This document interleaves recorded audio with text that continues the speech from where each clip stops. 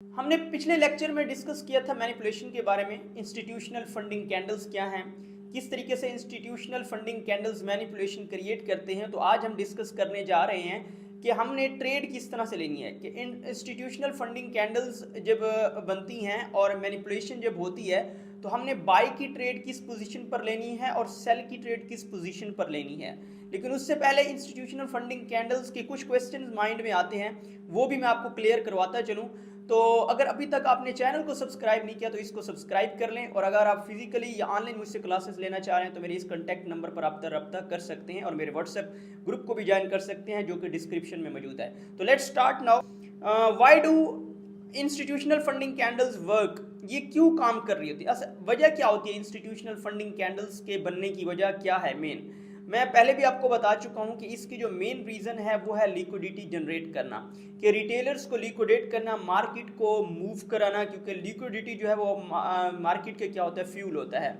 These candles liquidity moves are actually the dawn or loss of money, कि loss of money हो, retailers liquidate हों। जैसा कि यहाँ पे अगर आप इमेज में देखें तो क्या हुआ है कि स्पोर्ट लेवल को मार्केट ने, प्राइस ने ब्रेक किया है, जिसके नतीजे में क्या हुआ है, इंस्टीट्यूशनल फंडिंग कैंडल्स बनी हैं जो कि सिंगल फॉर्म में भी हो सकती है और एक से ज़्यादा कैंडल्स की फॉर्म में भी हो सकती हैं। अगर हम हायर टाइम फ्रेम देखें तो वहाँ पे एक सिंगल कैंडल बनती है। और सिंगल कैंडल क्यों बन रही होती है, क्योंकि वहाँ पे इंस्टीट्यूट सेल कर रहे होते हैं। जब वो सेल करते हैं तो मार्केट नीचे ड्रॉप होती है और एक्चुअल उनका मकसद क्या होता है कि डिप के ऊपर बाई करना। यानी जब वो सेल करते हैं मार्केट डिप क्रिएट करती है और वहाँ जाके फिर वो इंस्टीट्यूशनल फंडिंग कैंडल्स की वजह से इंस्टीट्यूट क्या करते हैं, वहाँ पे बाय करते हैं, जिसके नतीजे में रिटेलर्स तो लिक्विडेट हो चुके होते हैं लेकिन वो लो पोजीशन पे बाय कर चुके होते हैं, जिसके लिए उनको प्रॉफिट मिलता है बाद में जब वो हाई पोजीशन पे जाकर उसको सेल करते हैं। तो ये एक्चुअली इनका तरीका होता है कि हमने रिटेलर्स को किस तरीके से लिक्विडेट कराना है। अगर हम नेक्स्ट इसी को देखें तो यहाँ पे देखें ये क्या है, IFC यानी इंस्टीट्यूशनल फंडिंग कैंडल्स हैं, IFC कैंडल्स हैं और यहाँ पे सेल साइड लिक्विडिटी है। ये क्या करवा रही हैं इस केस में, ये करवा रही हैं सेल साइड लिक्विडिटी, कि मार्केट सेल पोजीशन पे आई, सेल साइड पे आई, वहाँ पे जो स्टॉप लॉसेस थे, क्योंकि कुछ रिटेलर्स ने यहाँ पे जो स्पोर्ट लेवल है वहाँ पे बाई पोजीशन ली होती है और स्टॉप लॉस नीचे रखा होता है कि मार्केट इसको ब्रेक नहीं करेगी। लेकिन जो लोग इस तरह के लेक्चर ले चुके होते हैं, जो सीख चुके होते हैं, उनको आइडिया होता है कि अगर इस तरह का पैटर्न चल रहा है तो मार्केट यहाँ पे इसको ब्रेक भी कर सकती है, और वो वहाँ पे ट्रेड अभी नहीं लेते, वो वेट करते हैं एग्जैक्ट पॉइंट का, जो कि आज मैं आपको बताऊंगा कि हमने एग्जैक्ट पॉइंट पे ट्रेड किन किन मैथड्स को यूज करते हुए लेनी है। तो नेक्स्ट ये था सेल साइड लिक्विडिटी। नेक्स्ट अगर हम देखें तो यहाँ पे क्या है, रेजिस्टेंस है। जबकि बाई साइड लिक्विडिटी किस तरह से होती है कि जब बेरिश ट्रेंड होता है, अमूमी तौर पर मार्केट एक पोजीशन पे जाकर बार बार रिवर्स हो रही होती है तो एक रेजिस्टेंस बन जाती है जिसको मार्केट ब्रेक नहीं कर पा रही होती। लेकिन यहाँ पे इंस्टीट्यूशनल कैंडल्स जब बनती हैं, अगर आप यहाँ पे देखें जो ग्रीन कैंडल्स हैं ये इंस्टीट्यूशनल कैंडल्स हैं जिन्होंने रिटेलर्स को क्या किया है, ट्रैप किया है, जिसके नतीजे में रिटेलर्स लिक्विडेट होते हैं और यहाँ पे जो इंस्टीट्यूट हैं वो हाई पोजीशन पे ऊपर जाकर सेल की ट्रेड लेते हैं। फिर जब मार्केट नीचे आती है तो उनको बेनिफिट होता है। लेकिन रिटेलर्स इस जो ब्रेक होता है या जो ब्रेकआउट हो रहा होता है तो इसमें इंस्टीट्यूशनल फंडिंग कैंडल्स की वजह से वो लिक्विडेट हो चुके होते हैं।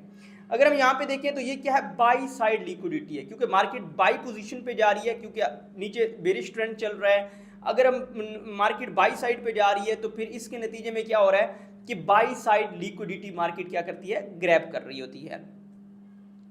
अगर हम यहाँ पे देखें what makes institutional funding candles important, क्या चीज़ है जिसकी वजह से हम कहते हैं कि इंस्टीट्यूशनल फंडिंग कैंडल्स जो हैं वो बहुत ज़्यादा इंपॉर्टेंट है।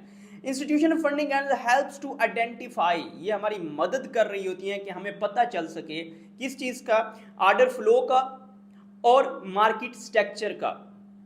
अब ऑर्डर फ्लो के लेक्चर भी पीछे आपको बता चुका हूं कि ऑर्डर फ्लो हम किस तरीके से बेरिश या बुलिश केस में किस तरीके से आइडेंटिफाई करते हैं, और मार्केट स्ट्रक्चर के बारे में आपको चौथे तीसरे लेक्चर में बता चुका हूं कि आपको हायर हाई जानना आना चाहिए, हायर लोज किस तरह से बनते हैं। तो अगर हम यहाँ पे देखें बुलिश केस में क्या हो रहा है, यहाँ पे bullish last selling move before the buy. अब ये जो मेथड है यहाँ पे हम साइड वे स्ट्रक्चर भी कह सकते हैं मार्केट का मूवमेंट का, या हम अगर इन नीचे वाली लाइन को रहने दें, ऊपर वाली को हम हटा देते हैं, तो ये क्या होगा, बुलिश ट्रेंड हमें नजर आता है इस तरह से कि last selling move before buy. अब लास्ट सेलिंग मूव कौन सा है, अगर यहाँ पे देखें जहाँ पे ब्रेक ऑफ स्ट्रक्चर हुआ है कि मार्केट एक ही पोजीशन पे आके दोबारा वापस जा रही थी, क्या होता है, ब्रेक ऑफ स्ट्रक्चर होता है और इसके नतीजे में क्या होती है, वो कहते हैं लास्ट सेलिंग मूव। ये अगर देखें तो ये क्या है, लास्ट सेलिंग मूव है बिफोर द बाय। ये बुलिश ऑर्डर फ्लो की बात कर रहे हैं। बुलिश ऑर्डर फ्लो का हमें कैसे पता चलता है, हम कहते हैं the last selling candles before the buy, the last selling move before the buy. ये पूरा का पूरा अगर हम ये पूरा देखें तो ये क्या है, ये एक सेलिंग बुलिश ऑर्डर फ्लो है। अब अगर हम इसी तरीके से बेरिश ऑर्डर फ्लो की बात करें, the last buying move before the sell. Bearish order flow का हमें कैसे पता चलता है, अगर यहाँ पे देखें बेरिश ऑर्डर फ्लो हमें कैसे पता चलेगा, ये पॉइंट है जिसमें लास्ट बाइंग कैंडल्स हैं। अब ब्रेक ऑफ स्ट्रक्चर भी हुआ, लास्ट बाइंग कैंडल्स हैं बिफोर द सेल। अब मार्केट दोबारा सेल आ रही है, तो पिछली जो बाइंग कैंडल्स हैं उसको हम क्या कहते हैं, बेरिश का ऑर्डर फ्लो कहते हैं। जबकि पिछली केस में हमने क्या देखा था, बुलिश का ऑर्डर फ्लो देखा था, जिसमें लास्ट सेलिंग कैंडल्स होती हैं बिफोर द बाय। अब अगर ये कैंडल्स जो हैं, ये कैंडल्स क्या हैं, लास्ट बाइंग कैंडल्स हैं बिफोर द सेल, तो इस वजह से ये क्या है, बेरिश ऑर्डर फ्लो है। The manipulation move and IFC will act as the order flow in most cases. The manipulation move क्या है कि जिसमें इंस्टीट्यूट ने इंस्टीट्यूशनल फंडिंग कैंडल्स बनाई हैं, act as the order flow का काम कर रही होती हैं। अगर हम देखें ये जो ग्रीन कैंडल्स जो हमने मार्क की हैं, हम कहते हैं ये ऑर्डर फ्लो है। बेसिकली ये इंस्टीट्यूशनल फंडिंग कैंडल्स हैं। यहाँ पे पहले जो इंस्टीट्यूट उन्होंने बाय किया, बाय करने की वजह से मार्केट ऊपर गई, फिर टॉप पे जाकर उन्होंने सेल कर, जिसकी वजह से मार्केट नीचे आई और यहाँ पे उन्होंने एक मैनिपुलेशन क्रिएट की है रिटेलर्स के लिए। रिटेलर ने समझा कि ये मार्केट यहाँ से निकल के ऊपर ही जा रही है, लेकिन मार्केट दोबारा रिवर्स हो जाती है, जिसके नतीजे में रिटेलर क्या हो जाते हैं, लिक्विडेट हो जाते हैं। अब अगर नेक्स्ट हम देखें, यहाँ पे क्या है, ब्रेक ऑफ स्ट्रक्चर यहाँ पे हुआ है। जैसे कि पिछली इमेज में जो कि कौन सा बुलिश ट्रेंड था, उसमें ब्रेक ऑफ स्ट्रक्चर ये भी एक हिंट दे रहा है कि लास्ट जो सेलिंग कैंडल है बिफोर द बाय, उनको हम बुलिश का ऑर्डर फ्लो मार्क कर रहे हैं। अगर हम यहाँ पे देखें, मार्केट स्ट्रक्चर में देखें तो क्या होता है, क्या बन रहा होता है, हायर हाइज बन रहे होते हैं, हायर लोज बन रहे होते हैं। Institutional candle usually form high and low point in swing move. जब एक स्विंग मूव हो रही होती है तो हाई और लो क्या बनाती हो, इंस्टीट्यूशनल कैंडल हाई और लो बना रही होती हैं। अगर आप यहाँ पे देखें, ये क्या है, ये लो बना हुआ है, आगे वाला एक लो है, ये हाई बना है, फिर आगे एक लो है, फिर यहाँ पे एक हाई बना है, तो इसी तरीके से यहाँ पे एक हाई बना है।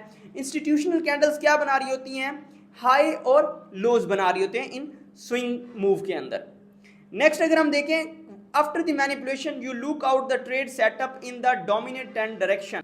कि जब मैनिपुलेशन हो चुकी होती है तो आप वहाँ पे कोशिश करते हैं कि हम जो ट्रेड लें वो डोमिनेंट ट्रेंड डायरेक्शन में लें। अगर बुलिश ट्रेंड जा रहा है तो बुलिश साइड पे लें हम ट्रेड, अगर बेरिश साइड है तो बेरिश साइड पे लें हम ट्रेड। यानी डोमिनेंट ट्रेंड डायरेक्शन का मतलब है कि ट्रेंड जो है जिस डायरेक्शन में ज़्यादा स्ट्रॉन्ग है, हमने उसी साइड पे ही क्या करनी है, ट्रेड लेनी है। अगर यहाँ पे देखें तो ये क्या है, नंबर फर्स्ट जो लेफ्ट साइड पे है ये बुलिश ट्रेंड की केस में है और हम यहाँ पे बुलिश ट्रेंड है तो बाय की ट्रेड लेंगे।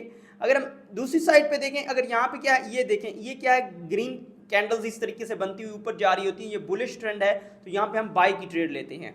और यहाँ पे देखें तो ये क्या है, सेलिंग ट्रेंड है और बेरिश ट्रेंड है, मार्केट नीचे की तरफ मूव करती है तो हम यहाँ सेल की ट्रेड लेते हैं। यानी एक साइड पे हम सेल की ट्रेड लेते हैं और दूसरी साइड पे यहाँ पे हम किसकी, बाय की ट्रेड ले रहे होते हैं। लेकिन एग्जैक्ट पॉइंट कौन से हैं वो हम नेक्स्ट पढ़ने लगे हैं कि एग्जैक्ट किस पोजीशन पे हमने स्टॉप लॉस रखने हैं, किस पोजीशन पे हमने बाय करना है, किन चीज़ों को माइंड में रखते हुए और कौन से टूल्स को भी यूज़ कर सकते हैं। नेक्स्ट अगर हम यहाँ पे देखें तो यहाँ पे भी है कि कॉमन लिक्विडिटी एरियाज जिनमें हम इन चार्ट के ऊपर हम देख सकते हैं कि जैसा कि ट्रेंड लाइन लिक्विडिटी होती है, सपोर्ट एंड रेजिस्टेंस लेवल हमने देखे थे जिसमें डिमांड जोन या हम सप्लाई जोन भी जिनको हम कह रहे होते हैं, double top double bottom liquidation हो रही होती है। तो ये सारे चीज़ क्या होती है, यहाँ पे इंस्टीट्यूशनल फंडिंग कैंडल्स इन्वॉल्व होती हैं, मैनिपुलेशन हो रही होती है, जिसके नतीजे में इस तरह के पैटर्न्स को ट्रैप किया जा रहा होता है, लिक्विडेट किया जा रहा होता है। अब नेक्स्ट है how to trade with these IFC candles, के आईएफसी कैंडल्स के साथ हम किस तरीके से ट्रेड कर सकते हैं। मेन चीज़ तो ये है ना कि हमें ट्रेड आनी चाहिए, कि ट्रेड हमने किस तरीके से करनी है। अब इस तरह की ट्रेड को मार्क करने के लिए हम उससे पहले कुछ क्या करते हैं, mark IFC candles range using Fibonacci retracement tool को हम यूज करके हैं। दूसरा, mark the high and low of IFC candles को मार्क करते हैं। किस तरीके से कि फिबोनाची रिट्रेसमेंट टूल को यूज करते हुए हम एक्चुअली वहां पे देखना चाह रहे हैं कि हम किस पोजीशन पर ट्रेड लें। इस वजह से फिबोनाची रिट्रेसमेंट टूल जो है वो बहुत हेल्प आउट करता है। अब यहाँ पे आईएफसी कैंडल्स जहां से स्टार्ट हो रही हैं और जहां तक जा रही हैं, जो ग्रीन कैंडल्स हैं, हमने उस एरिया को फिबोनाची रिट्रेसमेंट टूल्स के थ्रू क्या किया, मार्क किया है, यानी 0, 5 और 1 के तौर पर, यानी 0%, 50% और 100%। मैंने यकीनन यहाँ पे थोड़ा सा एक्सेप्शनल केस इस वजह से किया है कि मैं 38 और 50% को भी साथ मार्क करता हूँ कि candle some time market 50% move नहीं करती, वो जस्ट 40% तक आती है, या फिर सम टाइम आप मजीद फिबोनाची रिट्रेसमेंट टूल यूज कर लेते हो कि इस 50 और 0 के दरमियान में एक और फिबोनाची रिट्रेसमेंट टूल यूज करते हुए आप इसका भी हाफ निकाल लेते हो, यानी उसका भी 50% कर लेते हो, जहां पर मार्केट आती है और आपको इजीली वहां पे ट्रेड मिल जाता है।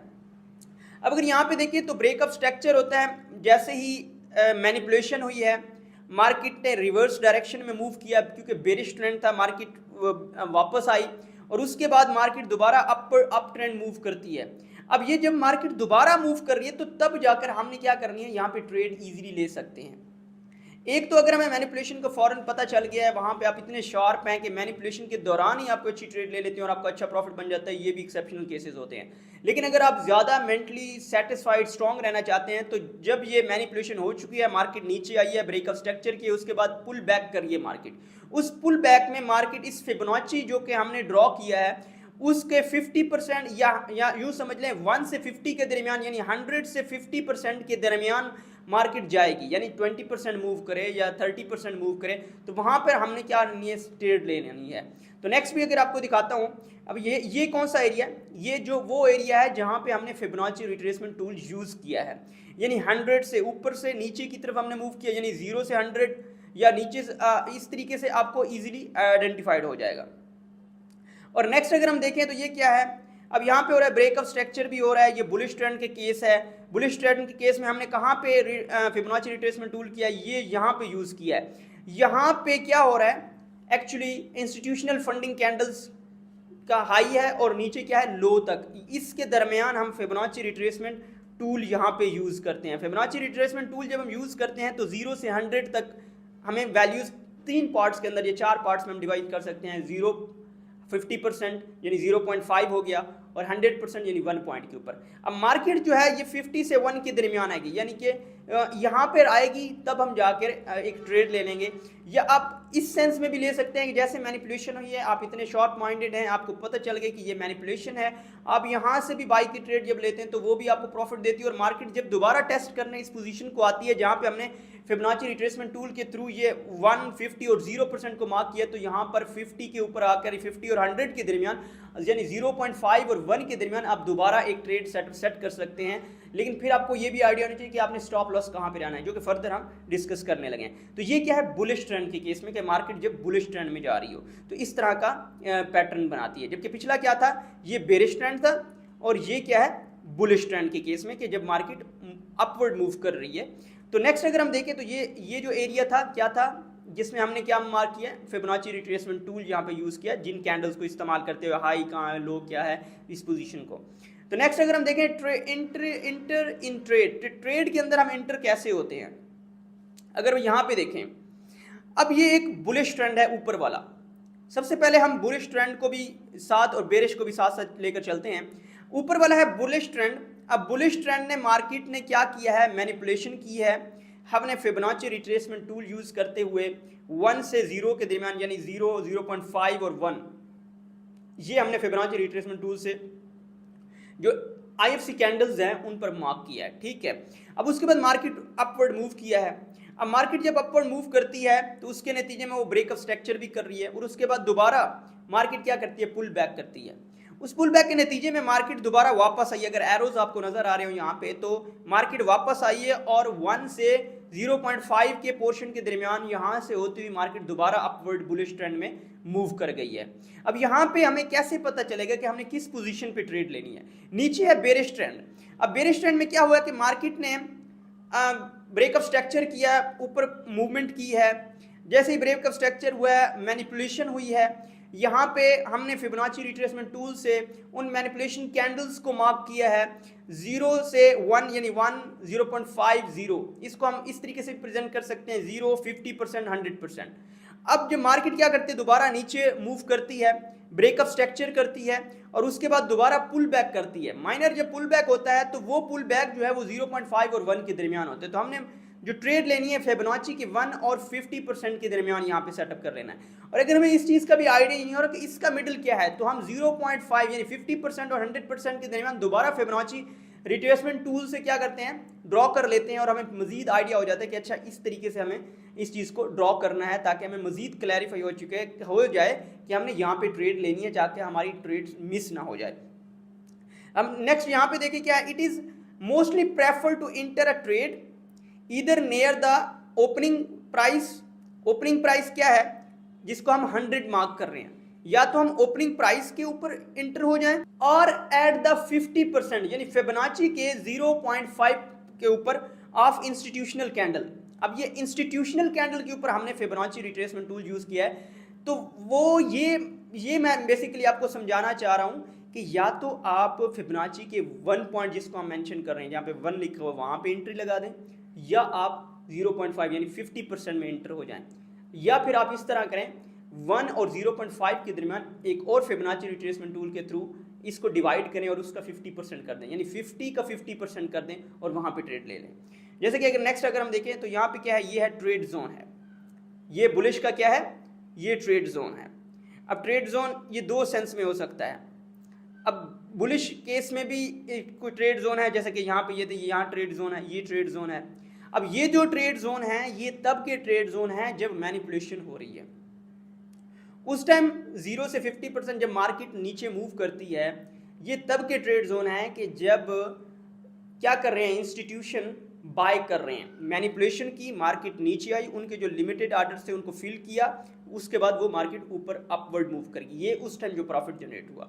फिर मार्केट मूव करती रही, फिर दोबारा मार्केट क्या करती है, करेक्शन करने के लिए आती है। तो तब आपने कहाँ पे लेनी है वो पोजीशन में आपको बताता हूँ। ये जो दोनों ट्रेड जोन है ये उस टाइम के हैं जब मैनिपुलेशन हो रही है, जहाँ पे रिटेलर्स लिक्विडेट हो रहे हैं और जो इंस्टीट्यूट हैं वो लो पोजीशन पे बाय कर रहे हैं, और सेलिंग पोजीशन जब बेरिश ट्रेंड है तो वो हाई पोजीशन पे सेल कर रहे हैं, जिसके नतीजे में वहाँ पे प्रॉफिट जनरेट कर रहे हैं। लेकिन जब वो हो जाता है, मैनिपुलेशन हो चुकी होती है, मार्केट थोड़ी चल चुकी होती है, मार्केट ब्रेकअप स्ट्रक्चर कर चुकी होती है, देन मार्केट क्या करती है, माइनर पुल बैक करती है। और फिर हमने देखनी है कि किस पोजीशन पर हमने एक्यूरेटली ट्रेड लेनी है। तो ये वो पोजीशन है। ये पोजीशन अगर देखें, मार्केट ने मूव किया, फिर मार्केट ने पुल बैक किया ब्रेकअप स्ट्रक्चर के बाद, और यहाँ पे फिर मार्केट दोबारा आई और यहाँ पे बाय की ट्रेड ली। ये पोजीशन है, ये पोजीशन है बाय की ट्रेड ली, जो कि साइड पे लिखा हुआ भी आपको नजर आ रहा है। It is mostly prefer to enter a trade either near the opening price FIB 1। अगर आप देखें तो यहाँ पे फिबोनाची में एक 1 लिखा हुआ है, या क्या करें 50% पे इंटर हो, और एट द 50% फिबोनाची में अगर देखें तो 0.5 लिखा हुआ है, यानी यहाँ पे या तो यहाँ पे इंटर हो जो 1 पे इंटर हो जाए। लेकिन मेरा मानना यह है कि आप मजीद 1 और 0.5 के दरमियान मजीद फिबोनाची अप्लाई करके इसका मजीद 50% यानी 50 का 50% निकाल के वहाँ पे ट्रेड ले लो, ताकि आपकी ट्रेड मिस ना हो। सम टाइम मार्केट क्या करती है, 50% पर आती नहीं है, 0.5 पोजीशन पे आती नहीं, और वहीं से फिर क्या हो जाती है, रिवर्स हो जाती है। अगर यहाँ पे देखें मार्केट ने 0.5 पोजीशन को टच ही नहीं किया, बल्कि मार्केट क्या करती है, ओपनिंग प्राइस से थोड़ा सा आगे मूव करती है, 20% यूज समझ लें, तो उसके बाद क्या करती है, मार्केट रिवर्स हो जाती है। तो इस तरीके से आपने ट्रेड लेनी है। और अगर हम सेलिंग पोजीशन पे देखें तो आपने यहाँ इस पोजीशन पे लेनी है। अब ये भी पोजीशन कौन सी है, सेम, कि या तो ओपनिंग प्राइस पे आप सेल की ट्रेड ले लें, जब मार्केट एक बार मैनिपुलेशन करके मूव कर गई है, ब्रेकअप स्ट्रक्चर हो चुका है, जब ब्रेकअप स्ट्रक्चर हो चुका है तो उसके बाद मार्केट माइनर पुल बैक करती है, तब जो हमने ट्रेड लेनी है हम फिबोनाची रिट्रेसमेंट टूल से आईएफसी कैंडल्स के ऊपर अप्लाई करते हैं, उसका 50% मार्क करते हैं, 0, 50 और 1, फिर हम 0.5 यानी 50% और 1 जिसको हम 100% कह रहे हैं, 0.5 और 1 के दरमियान दोबारा फिबोनाची अप्लाई करके उसका 50% निकालते हैं, तो उस पोजीशन पे हम ट्रेड लेते हैं जहां पे मार्केट पहुंची हुई है, तो यहां पे हमारा ट्रेड लग जाता है, हमारी ट्रेड इंटर हो जाते हैं, हम मार्केट के अंदर ट्रेड के अंदर इंटर हो जाते हैं और उसके बाद मार्केट दोबारा क्या करती है, नीचे की तरफ मूवमेंट स्टार्ट करती है इन केस ऑफ बेरिश। लेकिन अब बात आती है कि हमने स्टॉप लॉसेस कहां पे रखने हैं, बुलिश के केस में स्टॉप लॉस कहां पे रखना है, बेरिश के केस में हमने स्टॉप लॉस कहां पे रखना है। अगर हम बुलिश के केस में देखें, जरा ये देखें, बुलिश का केस में, बेरिश के केस में हमने ये स्टॉप लॉस यहां पे रखा। अब यहां पे स्टॉप लॉस क्यों रखा, क्योंकि ये वो एरिया है जहां पे आईएफसी कैंडल्स जहां तक गई हैं, और अगर यहां पे विक हो तो आपने विक के ऊपर स्टॉप लॉस रखना है, ये ज्यादा और बेनिफिशियल है, क्योंकि यहां पे तक कोई विक नहीं है यहां इस पोजीशन के ऊपर, लेकिन अगर इसके ऊपर विक भी है तो आपने उस जगह जाके स्टॉप लॉस रखना है। तो इस तरीके से आईएफसी कैंडल्स के ऊपर आपने स्टॉप लॉस रखना है, ताकि जिस पोजीशन पे आपने सेल की ट्रेड ली है, जो कि एरो आपको रेड कलर का शो कर रहा है कि आपने सेल की ट्रेड यहाँ पे ली है, ऊपर आपने क्या रखा है, स्टॉप रख दिया है, तो वो नीचे की तरफ क्या करते हैं, मूवमेंट अगर स्टार्ट करती है, तो इस तरीके से आप इस चीज को आइडेंटिफाई कर सकते हो। यानी हर सिनेरियो में आप डिफरेंट टाइप की इम्प्लीमेंटेशन कर रहे होते हो। अगर नेक्स्ट अगर हम देखें तो इस केस में क्या होता है कि आपने स्टॉप लॉस यहाँ पे रखना है, यानी फिबोनाची के 0.51 के दरमियान ट्रेड ली है बाय की, मार्केट ऊपर की तरफ जा रही है, तो स्टॉप लॉस हम उसके नीचे रखेंगे जहां से हमने मार्क किया है कि ये आईएफसी कैंडल्स हैं और इनकी मूवमेंट यहां तक है, उसके नीचे हमने स्टॉप लॉस रखना है। अगर यहाँ बुलिश के केस में भी अगर कोई विक है तो उस विक के नीचे जाकर आप स्टॉप लॉस रखेंगे। तो नेक्स्ट अगर हम देखें तो यहाँ पे कहाँ पे आपने टारगेट कौन से लेने हैं, कि टारगेट, अब टारगेट का भी तो आइडिया होना चाहिए ना, आपने ट्रेड तो ले ली एग्जैक्टली, होप सो कि आपको इस लेक्चर में, जो कि ये मार्केट जिस तरह से चलती है वही कैंडल्स हैं, वही पैटर्न्स हैं, उसी में से पैटर्न्स निकाल के मैंने आपको दिखाए हैं कि मार्केट किस तरीके से मैनिपुलेशन करती है, किस तरीके से आपने इस चीज़ से बचना है। अब यहाँ पे जो सीन मैं दिखाना चाह रहा हूँ, जो बताना चाह रहा हूँ बेसिकली, कि अब आपने ट्रेड ले ली है, अब आपने टारगेट का किस तरीके से करना है कि हमारा टारगेट क्या होगा। अगर आप यहाँ पे बाई साइड पे देखें तो आपका टारगेट जो होगा वो जो आपका, कि अगर बुलिश ट्रेंड में देखें तो आपका टारगेट क्या होगा, मिनिमम जो टारगेट होगा वो पहले जो स्विंग लो पोजीशन होगी वो टारगेट होगा, ये वाली पोजीशन, फिर उससे ऊपर वाली आप पोजीशन रख सकते हैं, ये टारगेट फर्स्ट होगा, फिर उससे ऊपर अगर आप रखना चाहते हैं तो मार्केट फिर मजीद ऊपर भी जा रही है, आप मजीद ऊपर टारगेट सेट करते जाएं। या फिर एक और ट्रिक मैंने आपको पिछले लेक्चर्स में भी बनाई थी कि जब आप ट्रेड एक अच्छी ले रहे होते हैं, बड़ी ले रहे होते हैं, तो आप क्या करते हैं 25% फर्स्ट टारगेट पे क्लोज कर देते हैं, फिर इसी तरीके से 50% नेक्स्ट जो होती है बची होती है उसका नेक्स्ट टारगेट नंबर 2 पर क्लोज कर देते हैं, फिर टारगेट नंबर 3 पर क्लोज कर देते हैं। इसी तरीके से आप प्रॉफिट भी बुक करते जाते हैं और आपका बेनिफिट भी हो रहा होता है। अगर मार्केट वहाँ से रिवर्स भी हो तो कुछ ना कुछ प्रॉफिट आप बुक कर चुके होते हैं, और स्टॉप लॉस को उठा के आप क्या कर देते हो, खत्म कर देते हो, और वहां पे आप क्या कर देते हो, ब्रेक इवन कर देते हो, यानी आपका स्टॉप लॉस होता ही नहीं है, ब्रेक इवन हो चुकी है पोजीशन, क्योंकि मार्केट वहां से निकल चुकी होती है। तो इसी तरीके से अगर हम बेरिश ट्रेंड में देखें तो आपका स्टॉप टारगेट 1 क्या होगा, ये जो स्विंग लो ये पोजीशन है इसके ऊपर फर्स्ट टारगेट होगा, सेकंड टारगेट उससे नीचे हो सकता है, ये वाली पोजीशन आप रख सकते हो। तो इसी तरीके से आप इन टारगेट्स को सेट कर सकते हो, जहाँ पे ब्रेकअप स्ट्रक्चर हो रहा है थर्ड टारगेट आप और नीचे रख सकते हो। तो इस तरीके से आपने यहाँ पे टारगेट सेट करने हैं। तो दोस्तों कि आपको ये सारी समझ आ गया होगा। नेक्स्ट जो हमारा लेक्चर होगा वो सप्लाई और डिमांड फ्लिप्स पे होगा, कि सप्लाई और डिमांड फ्लिप्स क्या हैं, ये भी बहुत ज़्यादा इंपॉर्टेंट टॉपिक्स हैं। होप्सो कि आपको मैनिपुलेशन का क्लियरली आइडिया हो चुका होगा, इंस्टीट्यूशनल फंडिंग कैंडल्स किस तरह से बनती हैं वो आपको आइडेंटिफाई हो चुका होगा कि हमने किस तरीके से उनको आइडेंटिफाई करना है, किस तरीके से वो ब्रेकअप स्ट्रक्चर करते हैं, या किस तरीके से सपोर्ट और रेजिस्टेंस लेवल को वो ब्रेक करती हैं, किस पोजीशन से रिटेलर्स लिक्विडेट होते हैं, किस पोजीशन से इंस्टीट्यूशन परचेज करते हैं या सेल करते हैं, किस पोजीशन पे हमने स्ट्रांगली बाई पोजीशन पे जब मार्केट रिट्रेस रिकरेक्शन करती है, माइनर पुल बैक्स करती है, तो हमने किस तरीके से फिबोनाची के थ्रू ये मालूम करना है कि हमने इस जगह पे ट्रेड लगानी है। वो सारी चीज़ें आपको मैंने क्लियर कर दी हैं। होप्स हो कि आपको अब इस केस में कोई इशू नहीं होगा। तो इसके साथ इस चैनल को ज़रूर सब्सक्राइब कर लें। और अगर आप फिजिकली या ऑनलाइन मजीद आप क्लैरिफाई होना चाहते हैं, समटाइम ऑनलाइन लोगों को कुछ डाउट्स हो रहे होते हैं, कहीं पे कोई इश्यूज हो रहे हैं, क्वेश्चंस होते हैं, तो आप व्हाट्सएप को भी ज्वाइन करके वहाँ पे भी क्वेश्चन पूछ सकते हैं और इस तरीके से आपको ज़्यादा से ज़्यादा सीखने का मौका मिलेगा। और अपना बहुत सा ख्याल रखिए। ओके, अल्लाह हाफिज़।